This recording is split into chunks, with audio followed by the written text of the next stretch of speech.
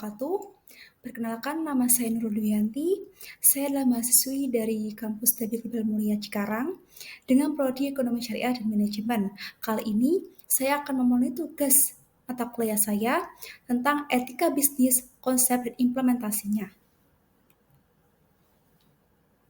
Daftar isi: 1. Perkenalan, 2. Tujuan pembahasan, 3. Konsep dasar etika bisnis, 4. Konsep etika bisnis dalam perspektif Islam, 5. Implementasi etika bisnis dalam Islam, dan 6. Kesimpulan. Berikut perkenalan singkat saya. Nama saya Nurul Duyanti, saya berasal dari kelas E, kelas B, Prodi Ekonomi Syariah dan Manajemen Angkatan 2022, dengan dosen pembimbing Bapak Agung Hermawan. Saya lahir dan berdomisili di Kabupaten Tulungagung, Jawa Timur. Ada sebuah quote yang bagus dari dosen saya, Bapak Agung, yaitu, dengan etika bisnis, maka bisnis menjadi mudah, indah, berkah, dan berbuah. Tujuan pembahasan pada kali ini yang pertama yaitu mengetahui konsep dasar etika bisnis, yang kedua mengetahui konsep etika bisnis dalam perspektif Islam, yang ketiga adalah mengetahui implementasi etika bisnis dalam bisnis. Pentingnya etika bisnis. Yang pertama, etika bisnis akan membangun kepercayaan semua pihak yang terkait dengan bisnis yang kita jalankan, guna menimbulkan iklim bisnis yang kondusif. Yang kedua, etika bisnis dapat meningkatkan reputasi perusahaan yang nantinya akan berdampak terhadap citra baiknya perusahaan tersebut. Yang ketiga, citra yang positif akan berdampak pula terhadap keuntungan perusahaan baik yang tangible maupun non-tangible. Yang keempat, iklim kerja yang kondusif akan membuat perusahaan menjadi langgeng dan bisa beroperasi dalam jangka waktu yang panjang. Dan yang kelima, praktik bisnis yang diajarkan sesuai dengan aturan dan syariat yang berlaku akan mengundang keberkahan dan rahmat dari Allah Subhanahu wa taala. Etika bisnis. Secara bahasa, etika berasal dari bahasa Yunani yang berarti adat istiadat atau kebiasaan. Sedangkan dalam pemahaman umum, etika selalu dikaitkan dengan kebiasaan hidup yang lebih baik, yang berlaku pada individu manusia maupun masyarakat. Dan dari sisi terminologi, dapat dikatakan pula sebagai moralitas. Pendekatan ini berasal dari bahasa Latin yang disebut mos, bentuk jamak dari mores yang diartikan sebagai adat atau kebiasaan. Etika bisnis secara bahasa. Sementara dalam bahasa Arab, etika atau moralitas disebut sebagai al-khuluq. Istilah jamak dari al-khalaq yang artinya sebagai kebiasaan manusia yang baik, mulia, dan diutamakan. Secara umum, istilah bisnis diartikan sebagai suatu kegiatan yang dilakukan oleh manusia untuk memperoleh dan mendapat pendapatan atau penghasilan atau rezeki dalam rangka memenuhi kebutuhan dan keinginan hidupnya dengan cara mengelola sumber daya ekonomi secara efektif dan efisien secara umum. Istilah bisnis diartikan sebagai suatu kegiatan yang dilakukan oleh manusia untuk memperoleh pendapatan atau penghasilan atau rezeki dalam rangka memenuhi kebutuhan dan keinginannya dengan memanfaatkan atau mengelola sumber daya ekonomi secara efektif dan efisien. Tujuan etika. Yang pertama, mempelajari perilaku baik moral maupun immoral dengan tujuan membuat pertimbangan yang cukup beralasan dan akhirnya sampai pada rekomendasi memadai. Yang kedua, menilai praktik manusiawi dengan menggunakan standar moral. Yang ketiga, memberikan pandangan tentang bagaimana bertindak secara moral pada situasi tertentu atau memberi penasihat untuk perbaikan. Mengapa dalam bisnis perlu etika? Yang pertama, karena bisnis tidak hanya bertujuan untuk profit, melainkan juga mempertimbangkan nilai-nilai manusiawi. Yang kedua, bisnis dilakukan di antara manusia yang satu dengan manusia lainnya, sehingga membutuhkan etika sebagai pedoman dan orientasi bagi pengambil keputusan. Kegiatan dan tindakan manusia dalam membangun bisnis satu dengan lainnya. Yang ketiga, dalam persaingan bisnis yang sangat ketat, tetap perlu menjunjung tinggi nilai-nilai dan etika yang berlaku. Teori etika. Yang pertama, teori utilitarianisme adalah teori yang memandang suatu perbuatan adalah baik jika membawa manfaat. Tapi manfaat itu harus menyangkut bukan saja satu atau dua orang, melainkan masyarakat secara keseluruhan.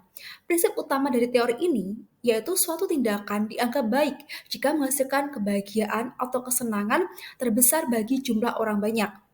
Dua, suatu tindakan dianggap buruk jika menghasilkan kesedihan atau penderitaan terbesar bagi jumlah orang terbanyak. Yang ketiga, tokoh-tokohnya yaitu Jeremy Bentham, John Stuart Mill. Yang kedua, teori deontologi. Etika menilai suatu tindakan berdasarkan kewajiban dan prinsip moral, bukan berdasarkan konsekuensinya. Prinsip utama dari teori deontologi yaitu suatu tindakan dianggap baik jika mematuhi kewajiban moral dan prinsip universal. Kedua, suatu tindakan dianggap buruk jika melanggar kewajiban moral dan prinsip universal. Tokohnya yaitu Immanuel Kant, John Rawls. Teori etika yang tiga itu teori hak, merupakan teori yang banyak dipakai untuk mengevaluasi baik buruknya suatu perbuatan atau perilaku.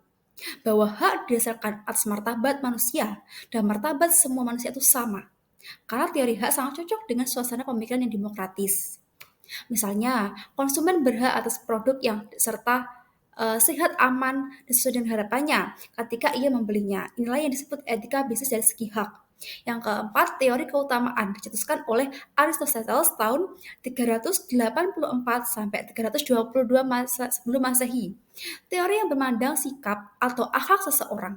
Teori ini tidak menanyakan soal apakah seseorang bersikap adil, jujur, murah hati, dan sebagainya. Ini teori yang adopsi tradisi lama pada era Yunani kuno. Sumber nilai etika, yang pertama bersumber dari agama, yang kedua dari filosofi, yang ketiga dari pengalaman dan perkembangan budaya, yang keempat dari hukum. Prinsip etika bisnis, apa saja sih prinsip yang perlu diperhatikan dalam berbisnis itu? Yang pertama, prinsip kejujuran. Hal ini perlu diperhatikan oleh siapapun yang melakukan kegiatan bisnis, karena kejujuran merupakan fondasi dasar dari setiap orang yang melakukan bisnis. Yang kedua, prinsip keadilan. Dalam melakukan bisnis, harus bersikap adil terhadap hak-hak orang yang ada di sekitar kita maupun kewajiban orang-orang di sekitar kita. Ketiga, prinsip saling menguntungkan. Bisnis tidak hanya menguntungkan bagi satu orang saja, tapi juga menguntungkan bagi orang di sekitarnya. Misalkan, dengan adanya berdirinya suatu pabrik di suatu daerah, maka ekonomi masyarakat di sekitar daerah tersebut akan meningkat. Itu artinya bisnis tidak hanya menguntungkan satu pihak, tapi juga pihak yang lainnya, orang-orang di sekitar bisnis tersebut. 4. Prinsip otonomi. Yang kelima, prinsip kesetiaan. Artinya, dalam melakukan bisnis, baik dari pihak pimpinan maupun sampai ke pihak yang karyawan, semua harus loyal terhadap perusahaan agar perusahaan yang kita sama-sama jalankan bisa membawa berkah juga keuntungan yang diharapkan. Yang keenam, prinsip integritas moral. Ini penting sekali. Setiap pelaku yang terkait yang saling terlibat dalam usaha bisnis harus mampu untuk menerapkan prinsip integritas moral tersebut. Dalam perspektif Islam, apa saja sih prinsip yang perlu diperhatikan? Pertama, tauhid kepada Allah Subhanahu wa taala. Yang kedua, keseimbangan atau kesejajaran. Yang ketiga, kehendak bebas. Yang keempat, tanggung jawab. Tanggung jawab di sini yang pertama, tanggung jawab sebagai khalifah Allah di bumi. Artinya kita tidak boleh merusak lingkungan yang di bumi ketika kita menjalankan suatu bisnis. Yang kedua, konsep tanggung jawab dalam Islam pada dasarnya bersifat pilihan. Perilaku tidak etis dalam Islam. Apa saja sih perilaku yang tidak etis dalam agama Islam itu? Yang pertama, mengambil riba. Yang kedua, menipu. Yang ketiga, mengambil harta orang lain tanpa hak. Yang keempat, curang atau mengurangi takaran sebagaimana umumnya. Yang kelima, menipu dagangan. Yang keenam, monopoli atau menguasai suatu pasar tertentu. Yang ketujuh adalah berkhianat. Yang kedelapan, bersumpah palsu menyaingi penjualan dan penawaran. Yang kesembilan, spekulasi perilaku bisnis halal. Etika bisnis dalam Islam. Islam sangat menaruh perhatian kepada etika. Dua, bahkan dalam Islam, adab itu di atas ilmu. Seberapapun ilmu seseorang, apabila adabnya tidak baik, maka orang itu tidak layak untuk dijadikan contoh atau role model. Jadi adab di atas ilmu. Tiga, ada satu surat dalam Al-Quran tentang adab yaitu surat Al-Hujurat. Yang keempat, penting bagi seorang muslim memperhatikan adab ini. Perilaku etis dalam Islam. Apa saja sih perilaku etis itu dalam Islam? Yang pertama, menjauhi bisnis barang atau kegiatan yang haram. Ini sangat dilarang sekali dalam Islam. Yang kedua, menjauhi unsur penipuan. Yang ketiga, melakukan jual beli yang halal. Yang keempat, adil. Yang kelima, kejujuran. Yang keenam, menepati janji. Yang ketujuh, menuliskan transaksi yang tidak tunai. Yang delapan, sepakat. Yang kesembilan, meninggalkan bisnis ketika waktu sholat dan membayar zakat.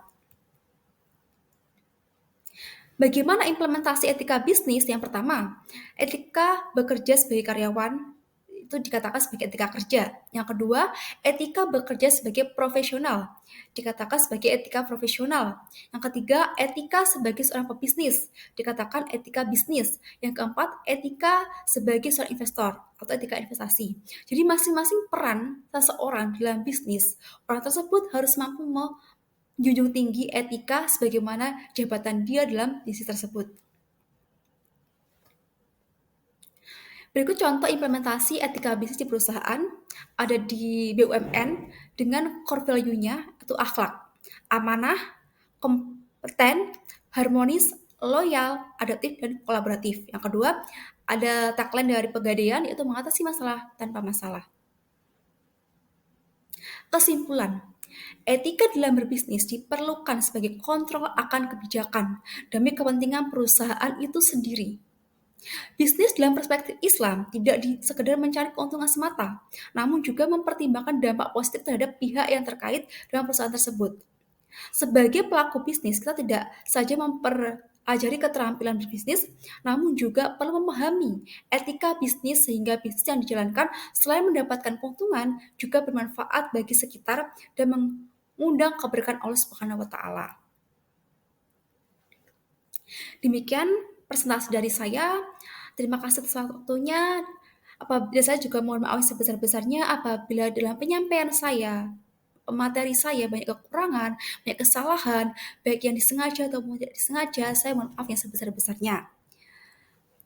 Demikian presentasi saya. Wassalamualaikum warahmatullahi wabarakatuh.